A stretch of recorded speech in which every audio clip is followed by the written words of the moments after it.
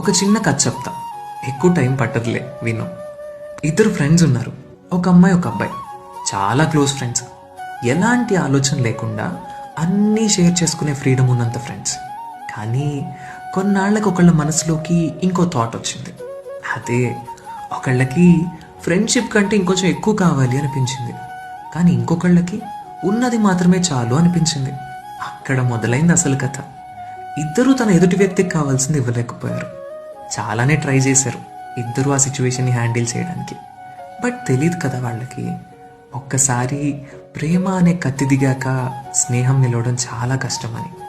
అర్థమయ్యేలోపు ఎన్నో గొడవలు, ఏడుపులు, ఎక్స్పెక్టేషన్స్ అండ్ రియాలిటీ మధ్యలో ఊగిసలాట. స్నేహంతో ఒకటి చేస్తే ప్రేమ అనుకునేవాళ్ళు ఒకళ్ళు, ప్రేమతో ఒకటి చేస్తే స్నేహం దాటి రావద్దు అని గీత గీసేవాళ్ళు ఇంకొకళ్ళు. ఇంకా వల్ల కాదు అనేదాకా లాగారు దాన్ని. ఒకరోజు తెగిపోయింది, మళ్ళీ అతకలేనంత.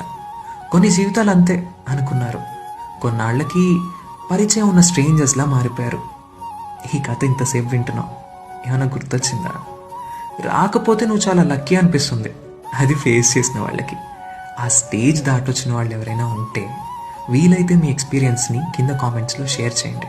ఇప్పుడు ఆ ఫేజ్లో ఉన్న వాళ్ళకి కొద్దిగా హెల్ప్ అవ్వచ్చు.